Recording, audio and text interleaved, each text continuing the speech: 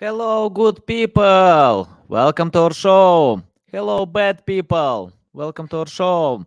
Hello, anyone. Welcome. Today we are going to discuss more about digital, how you can get a lot of results. We are going to touch topics about subscription model, how you can monetize your efforts, how you can get a lot more from your efforts of getting a loyal audience. I'm so excited to discuss a lot more with Lindsay Sutherland. How are you? I am so wonderful and grateful to be here. Thank you so much for the invitation. Yeah, big pleasure. Wanna learn more. I'm working on one big project. We are going to adopt subscription model, so it's useful for this project as well because we created a bunch of valuable tools, simple tools. So we are going to extend limits with using subscription. I cooperate with big clients in online games industry. They use this model as well.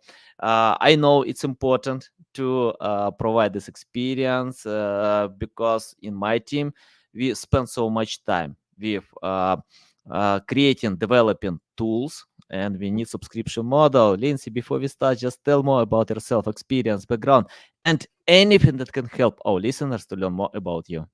Yeah, well, first of all, my heart comes from helping people live their best life. Both of my parents passed away before making it to retirement, and my dad was a solopreneur. He was a service trades guy. He did floor carpeting, in the floors. And he worked until the day he died. So for me, being part of his family as a child growing up and watching him just work so hard, as an entrepreneur, I kind of got that little bit of him in me, right? The entrepreneur spirit. But I definitely wanted to do it differently. I was like, this isn't going to work for me to work so hard for all my life, right? So I have been on a mission to figure it out. And, it started a few years back where I really was looking at online business and building up e-commerce. I tried, coaching, just all the different things that you see when you start to Google online business. And then I noticed I wasn't able to help service-based businesses, which is where my heart really was because of my dad. So it dawned on me that the subscription model, if he could have instituted a subscription model for his clients to offer some service that was going to keep him coming back, that would have made it really much more easy to scale his business. And that's kind of where it all started. Awesome. Yeah, nice, nice. Lindsay, can you tell what kind of difference you wanna provide compared to your dad who worked so hard? And for me, I think it's important to work hard, but I think you wanna work more smart. I mean, like on this direction. So can you tell more about that? Yeah, I remember when I was a little girl, I thought that because my dad was the boss, that meant he could take off time whenever, right? And he would always say no, he couldn't. And I never really understood that, of course, being a little kid until much later. In fact, I actually ran his business after he passed away. So it really became the moment of truth when I realized that even though he was doing it for me all those years growing up, I thought his business was priority. Well, I realized later I was the priority, but in his mind, he had to work hard to provide for us. And so just, taking a step back and looking at that, I thought, I love what a great thing my dad did. My dad really lived his passion, and I want to do the same thing, but I want to help people also to live their passion, build up a legacy business, but something that affords them the time freedom and the financial freedom. So they don't have to sacrifice time with their family and, being able to be there for their kids when they're sick, because now I'm a mom, right? So I want to be able to provide for my children the way that my dad couldn't provide for me. Awesome. Yeah, love it. I love your story. I'm pretty sure that your kids will be fine because of having such mom. And Lindsay, let's talk more about happiness. Uh, I checked some studies online that 70% of people are unhappy with their jobs. Some of them hate their jobs. It's a lot. Most people hate their jobs. And I think it's better to find something that will bring happiness. So I usually tell to anyone, if you don't like your job, leave it and you will never regret. You need to find your passion. You mentioned that your father had this passion. I think it's very important. And I remember from my personal experience, I started one project because of money. Uh, I got the feeling that I can fill the market gap to create this project, but at that time, I hated Monday. I loved Friday, and after 3 years, I wasted a lot of resources. I hired a lot of people. Then I need to fire all of them. So, but I quit. I quit with this project, and for me, it's not a bad idea to give up if you hate it. It's the wrong choice. Everyone can make such wrong choices. We don't know if it brings happiness or not. So sometimes we need to test. And yeah, that was a big mistake because I didn't like this project. I didn't like anything. I just chased money, you know. I want to be honest. So can you tell for someone who plus 50% of people who hate their jobs what to do? So tell how to find their digital journey. Yeah. I mean, Anatoly, you make a really good point. So many people I have run across are chasing this dream of financial freedom, and they're putting profit above passion. And that is a true big mistake. I've made it. So I'm speaking from experience here because it took me a heck of a lot longer to get into sync with what I want to accomplish. And it sounds like you kind of went through a similar journey where, you put all your energy into building something just to find out that you don't feel fulfilled. And then what do? You start over? I mean, who wants to reinvent themselves? So I definitely encourage people to take some time to, I look at it like this. Have you ever heard of a Venn diagram? You remember in school where you took two circles and then they overlap. So they kind of look like, the MasterCard logo. And in Yeah. one side, you might write like things that you are good at. And then on the other side, write things that you love to do. Like, where is there a blend where they come together? I mean, for me, marketing was something I was good at. Sales, business was something that came naturally. I spent 20 years in the automotive industry. I got on the job training. But my passion is helping people, right? And so, like, putting those two together to really help solve their problem in a way that also brought me joy is exactly when I finally found that everything just kind of fell together. So I definitely encourage people to take some time to do an exercise like that because it is a journey. You're probably going to mess up along the way or realize that you might have made a wrong turn. But as long as you keep your beacon moving towards what is your passion, you're going to find it eventually and hopefully sooner than later. Nice. You remind me of this great book from Jack London, Martin Eden, about a guy who didn't have any education, experience, but he loved writing. And for me, this story is is great because for me, I choose the project even if it's my weak side, even if I'm not good with that. But if I have passion, it's possible that you can overwork others. I mean, like to work plus 8 hours a day and bring more value in some time. Of course, it's tough in the beginning. You can make a lot of mistakes, but if you love it, nobody can stop you. And for example, people watch TV 6 hours a day. It's a lot. If you Yeah, find something that you like, you don't need to watch TV. You can just replace your other hobbies with something that you like where you can spend time. So I can work on Sunday evening, on Saturday night because I love it. It's my right. passion. Yeah. You So know who Neil Mhm. Patel is? Of course, of course. Okay, I kind of thought you might. I watched a webinar he did, and he was talking about this exact topic. And you would think that a guy like Neil Patel, it wouldn't matter at this point. He can make any business work, right? And he can make it, and he doesn't even probably need to be involved in it because he's got a team and whatever. Well, even he said that he saw that like health and fitness was a trending topic. So he thought, I'm going to make a business out of this. And of course he did. In like 30 days, he was making 100K months because he's like the master at making it and he knew what he was doing. But he even said, he's like, 6 months later, I just didn't care about it. I wasn't into it. And so it just really goes to prove our point that it doesn't matter what point you are in your journey, if you're getting started or if you've been at it for a while, if you're not doing something you love, like you said, you're just not going to stick with it.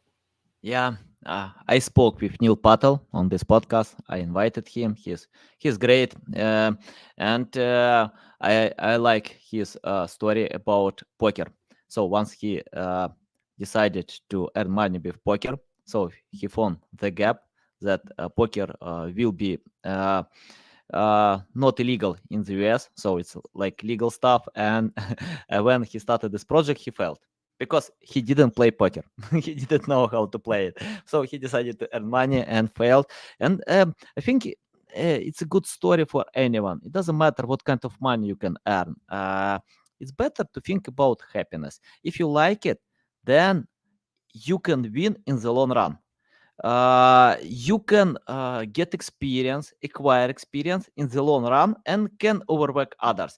In short run, probably, I don't know where possible you can if you feel some gap, but it doesn't bring happiness, and you will fail in the long run because competitors can come to this gap, someone who can work more hard there to this gap. So yeah, and I remember I got a few times good money with trending topics, but if you don't like it, you can win in the long run. Just it's better to Mm-hmm. focus attention to your strong side, to go ahead to your passion. And Lindsay, I wanna ask about subscription model. Can you tell more about that? Where to start? For example, I have some projects with good traffic, not bad. They're looking for ways how to monetize. Most of them usually monetize with paid marketing, affiliate marketing, or even to sell products. So it depends on the project. But can you tell about subscription model? What kind of benefits we can get by creating this model? Okay. Well, obviously, I mean, it's funny because we all know about the subscription model. We have our subscriptions to Amazon or Netflix or, whatever we have them to. And so we're familiar with it. But what we haven't done a lot of times is think, how can I make this work for me? Now, some of the people I've even had on my podcast have focused on like courses and memberships. I would even challenge that to say that those are still very or can be very time for money exchange, which that's not bad. If it's a passion, go for it. But what I'm really focusing on here in the subscription model discussion is a more scalable approach. And that's one of the benefits that you're going to get with this, as well as the fact that you get more time freedom. Because ultimately, what you're going to offer is something that can be somebody's going to pay for monthly that doesn't require your time to show up consistently, right? So just to give you an example, software as a service is a really strong model. If you heard of that, I'm sure you have, but I just wanted to reiterate that if it's new to people. So for example, I offer a tech solution that helps a lot of service-based businesses manage leads and get leads. Okay, so it ties right in with my digital marketing agency. However, what I'm doing is I'm helping people build a tech solution for themselves that's industry specific. So let me give you an example. One of my clients is a private investigator. She's also a fraud analysis. So she does like financial fraud analysis as part of her private investigation business. A lot of the guys that become a private investigator are retired police officer or military. So although they're great at private investigating, they don't necessarily know how to start and run a business, and especially the back end of the business. So we're working together to build a tech solution that she can bring to the market that is specific to private investigators and creates a subscription model. Because right now she's working literally case by case, like she's working with attorneys on cases. So this is going to really free up her time and ultimately replace her income simply with a subscription model. But there's a really other important part to making this successful. And you kind of talked about it earlier, and that was loyalty. You build loyalty from your clients by creating something that keeps them coming back. And it's important to focus on retention more than any other business in this case.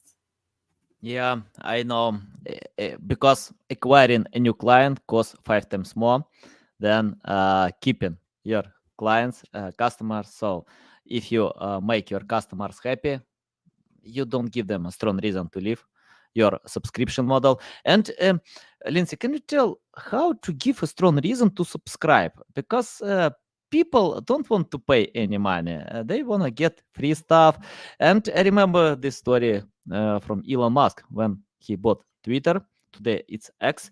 And what he tried to do to force anyone to pay $8 a month for getting just badge, nothing else. For example, on LinkedIn, I pay for a subscription model, but I get some features, features that can help me. If I pay on YouTube, I know that I can skip this video ads and something like this. So I get some benefits. I can listen to YouTube music for free. But Elon Musk didn't propose anything back, just subscribe because I can decrease your engagement. You can get this badge. Nobody cares about this badge. So tell how to give a strong reason better than Elon Musk tried in the first attempt. Yeah, that's really the big. So I break it down into 3 steps. The first is finding the niche, which a lot of times I end up doing with clients based on what they're already doing or what they are passionate about. The second is solving a problem. Like the higher the problem that you solve, the more intense the problem, the more somebody's willing to pay for it. And that's really what Elon didn't do, was solve a problem. Everybody's like, I don't need this in my life, so I'm not going to pay for it. Whereas, like you said, LinkedIn is offering you something that you need in your life. It's solving a problem for you in your business. So when you're thinking about building a subscription model for your business, really ask yourself, what problems do your clients have and what can you offer them that they would be willing to subscribe to? And ultimately, that's going to even answer the question of like, what should you charge? Because it's going to be relevant to what kind of problem you're solving and how significantly will people want that problem solved. Mm-hmm. Can you help to find the balance between free and subscription? Because it's not like if I create a great tool, awesome tool, valuable, but people need to try it, to test it in demo version or in free version. And today it's popular to share some for free, some features for free, some data for free. Then to tell, okay, you can subscribe to get more. So tell how to find this balance. Okay, well, it's an interesting question because it's going to actually really be relative to the actual industry that you're serving. I mean, if you're offering a tech solution, the number one thing you see is a 30-day free trial or a 15-day free trial, something like that. The key is to get them set up to a point where they are embedded into it, like they need it in their life, they're using it. If your clients are not using the technology, they're probably not going to keep paying for it for very long. Now, if you're offering a service that is, or a subscription model that's not so much tech oriented, maybe it's like think about these types of subscriptions where you subscribe to clothes now. There's all kinds of things you see out there. There's clothing in a box, like a new closet wardrobe, all these kinds of things. Mm-hmm. You could try it, what you don't like, you send it back. So they make it so you can make it creative as well. I think the real key there is to give people a reason to keep coming back and make it worth their while. So if you can do that in the first 30 days, then offer a 30-day subscription because you can be confident to know that they're going to keep coming back.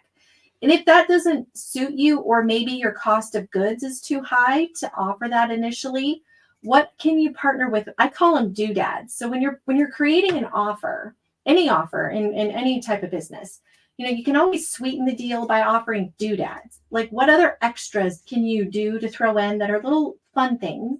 So, like, for example, recently I was talking to a client. They offer a tree service. They cut tree. We live in the forest, so they cut trees down for people when they're in a dangerous place. And they're struggling because they're competing with people who come in with just a chainsaw, just some average Joe. They're not like licensed and bonded. And so I said, create your power offer. We talked about kind of the various things they could do. And I said, for a doodad, people are probably really curious to watch the tree fall. Could you make them a short reel or something that they could share on social that would be really fun and just make it interesting? and just add a little spice to it. So those are what a do. That's what I'm talking about when I say a doodad. So ask yourself, what kind of exciting thing can you do to get people on the program to start? Mm-hmm. And can you tell how to improve retention rate? For example, okay, if I found the reason, I convince people to subscribe, but they can leave whatever they want, whenever they want. So tell how to keep them longer. Yeah, it's interesting. You know how in your entrepreneurial journey, you end up buying programs, right? And I invested in a program that made all these promises, and I was going to get 10K months in 30 days and blah blah blah. Anyway, it was great to sales pitch, and the onboarding seemed wonderful. Those two things are really important. You got to have a strong sales pitch, and you do have to have a good onboarding. But if you don't have good client retention, like somebody who's checking in, or even an automated process that's getting a pulse of what people are feeling while they're going through the program or while they're using it, you've completely lost touch with them. And that is such a critical component that is very overlooked, but honestly can be the thing that can reduce your turnover exponentially. Mm-hmm. Uh, Lindsay, I want to share my experience with Microsoft. So I subscribed to one of the tools of Microsoft. It's called Azure. And on this tool, I didn't use this tool. So because I found much better propositions, cheaper, uh, and I forget about this tool. Then I got the message that Microsoft took my money plus $20, not a lot. So I joined to this tool to unsubscribe, and I couldn't find this feature. I spent some time to search for unsubscription. Then I forget about this one and get a new message. It's like 6 months. I paid, if I remember correctly, plus $180 for. Then I decided, no way, I don't want to pay all my life for this tool that I don't use at all, and that was tough to reach out to support team. So I spent time to find the support message. I reached out to them, and Microsoft gave back all my money for all these months. But that was annoying, to find this unsubscribe feature. That was annoying to reach out to them, and I wasted a lot more than I can allow, for $180. Probably it's better sometimes to, to have it. So I wanna ask you, is it good idea to hide this unsubscription model in your tool as Microsoft does? Uh, I think it's very simple to subscribe on Microsoft, but very tough to unsubscribe. So, any tips about that? Yeah. Well, I mean, that's a really good thing to think about because, online world, your reputation is pretty much all you have to stand on these days. So if you were to have left them a negative review about, I'm really frustrated, and that's what people will do. They may not take the time like you did to go find the unsubscribe situation. They might just blast them all over the internet with bad reviews because they're so frustrated. You wouldn't want that to happen because that's going to deter people from signing up in the future. So I definitely would say be very transparent. That is, in my opinion, and I think a lot of people are starting to feel this way. Hope, thank goodness, that our online world really transparency, honesty, straightforwardness. Those are the things that people are hungry for. So if you can meet those demands along with solving a problem, you have a winner. Yeah, I agree. I love it, but I still see the same issue with other tools. Probably not tough like on Microsoft, but I tried many different tools, and it was tough to find a subscription model. Probably it's a business model to retain busy people like me, their subscription. Oh, Yeah. I yeah, was going to tell you about a story. I signed up for a syllabi. Have you heard of syllabi? It's no. this it's this software where it makes your social media content for you Mm-hmm. using AI, like video content, right? Totally fabricated.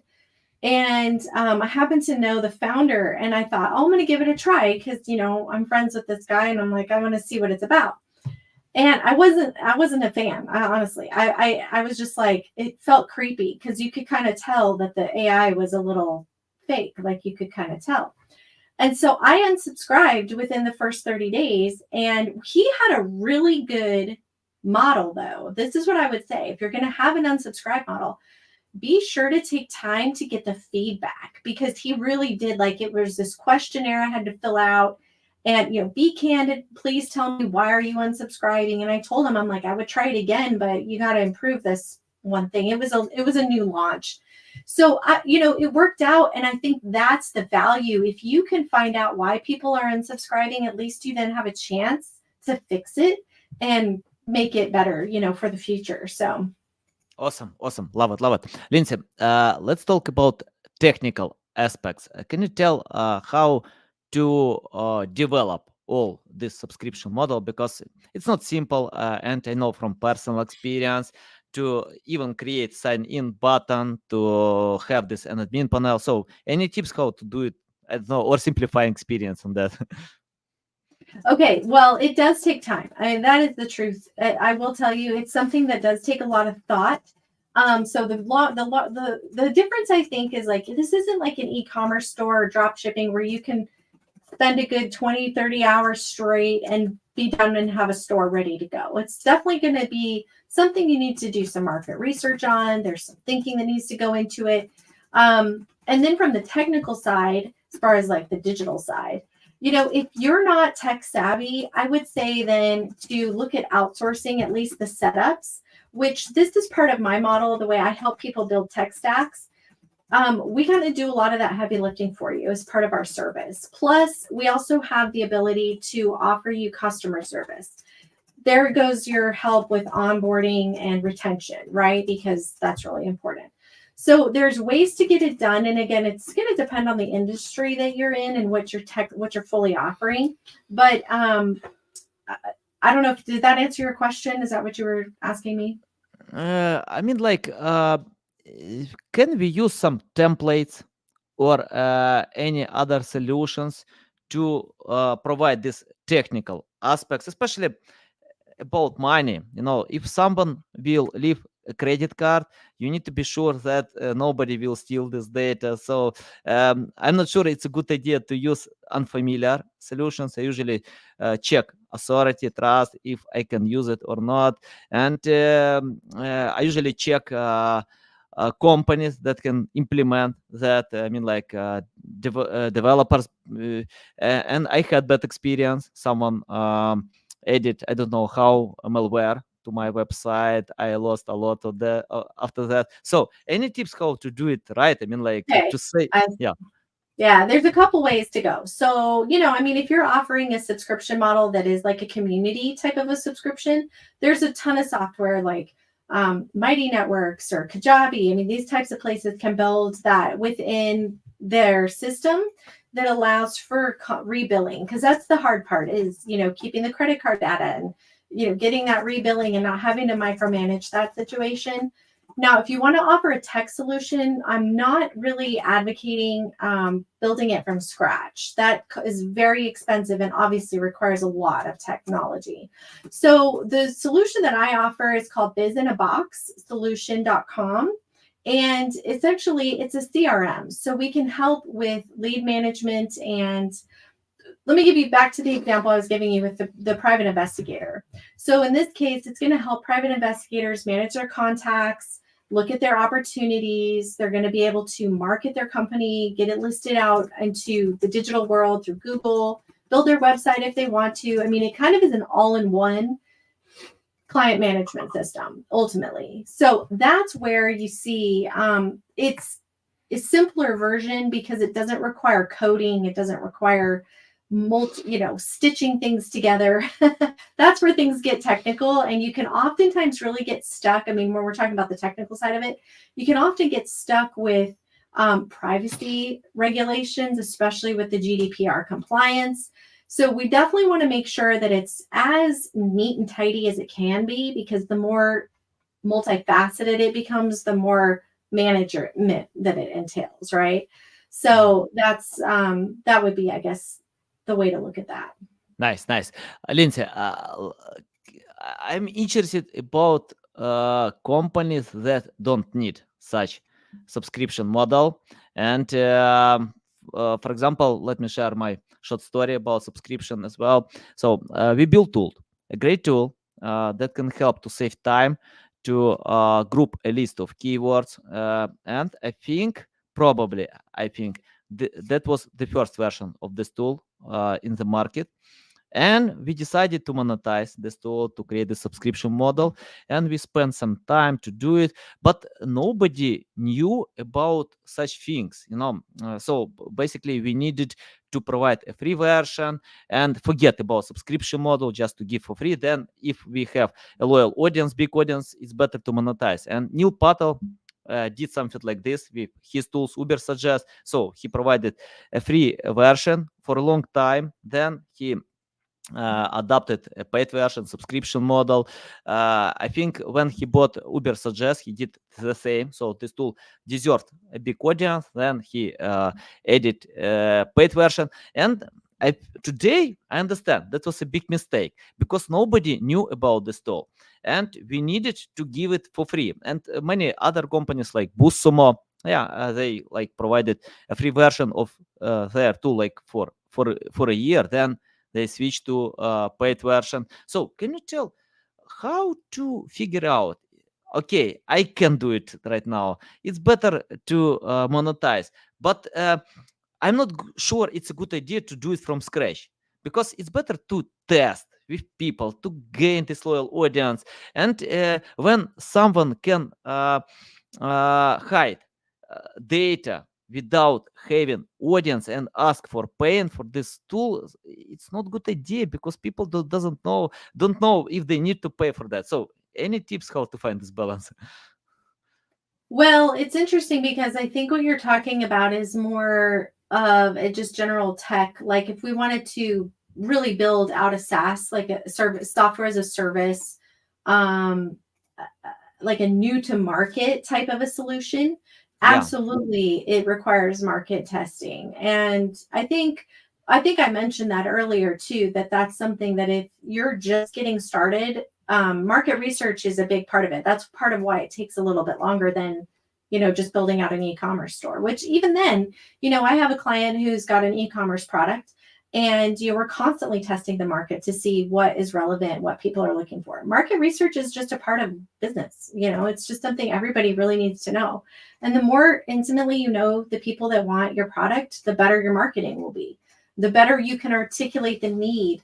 And then if you do want to build a list, right, because list building is paramount to anything else, you at least know what some sort of intermediary solution you could give away for free to help build your list. And then now you can put together a nurture sequence to sell your subscription. So yeah, I mean, it's definitely something, just like any business model, it does take time to get off the ground. And to be really candid with you, when I first launched my podcast, back in I think it was 2020, right around right before the pandemic though. I was chasing passive income. It was called the Passive Income Examiner because I was on a mission to really learn about online business, and I wanted to hear from the gurus and the best of the best. Well, the thing of it was, it dawned on me there really is no passive income. Everything requires time to some extent. So after going through that journey, I started realizing really what we want as entrepreneurs, as business owners, is balance. We want to be able to balance our time and have financial freedom. We don't want to sacrifice it, right? So I ended up rebranding my podcast to the Freedom Entrepreneur because, it's just more realistic. And now the focus is helping people to build and scale a business that does give them that balance, that ultimately the way I envision it, you could set up your onboarding process, you could set up your team, but once you have all that, now you become the business owner. Like going back to Robert Kiyosaki's quadrant, right? You have business owner, or you have self-employed. You might be self-employed for a certain point, but at some point you should be able to scale a subscription model to the point where you are a business owner and you have a sellable asset. And that's a long game, right? That's not a short-term game. yeah, nice. Let's talk about my live end topic about mistakes. I made a lot of mistakes. I keep doing them. I don't know how to start anything new without doing mistakes. It's part of the job. And I think it's a good idea to avoid some mistakes. So basically, we need to do them and we need to avoid some of them by learning from other experience. Can you list mistakes that you see companies still do but can avoid? Tell me some, you asked me to tell you some mistakes that companies still do but could avoid. Is that what you said? Yes. Yeah. Okay. Well, a big one I ran across is Dubsado, which is a software. They recently were launching a payment program because they were only integrated with Stripe and Square, and they wanted to launch their own like in-house payment program that allowed for credit card authentication within their program. Mhm. And they launched it. We were all excited about it because a lot, Stripe and Square, they cost a lot of money. And so the whole big thing was that this was going to be cheaper on credit card fees. And they launched it, and a week later they pulled it. And I was really surprised by that because I'm like, wow, they're a huge company. You would have thought that like they had tested it, they vetted it, they did all those things behind the scenes before taking it public.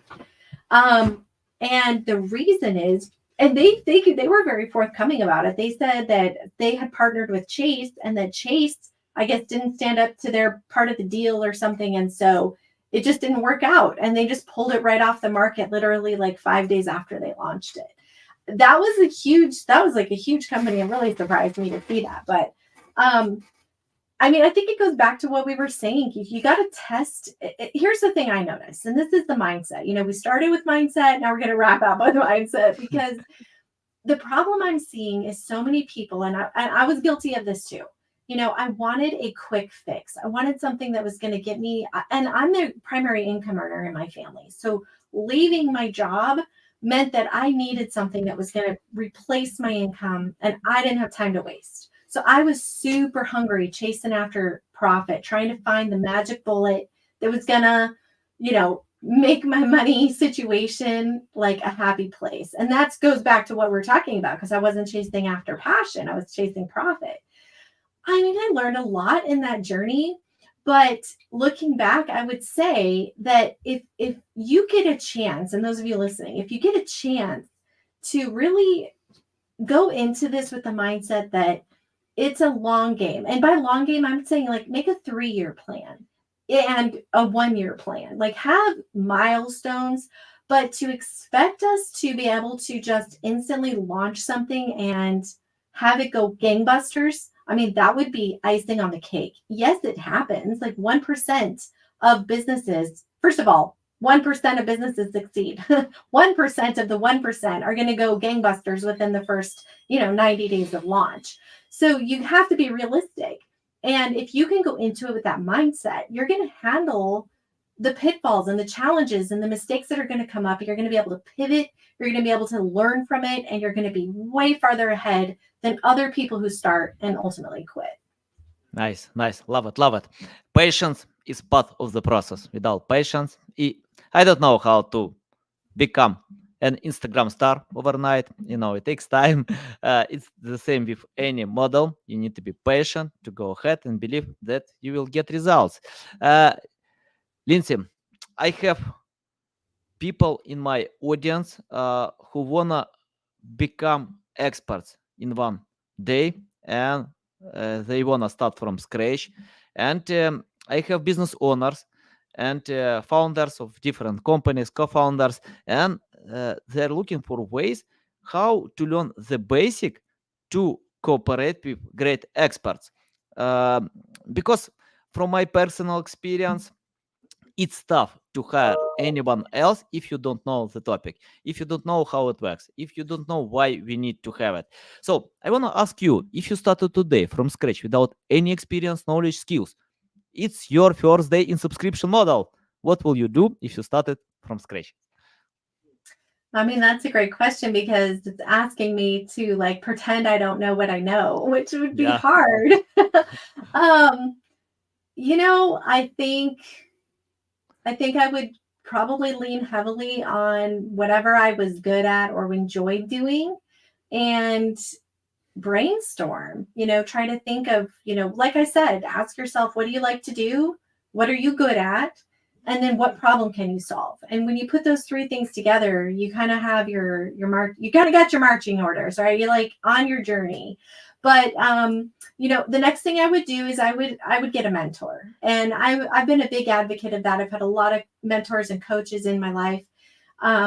In all aspects, health, mindset, and wealth. And I think it's really important to have somebody who's walked that journey before you, to help guide you. I definitely believe that it collapses time. Is it going to make it happen overnight? Not necessarily, but it definitely helps you get farther faster.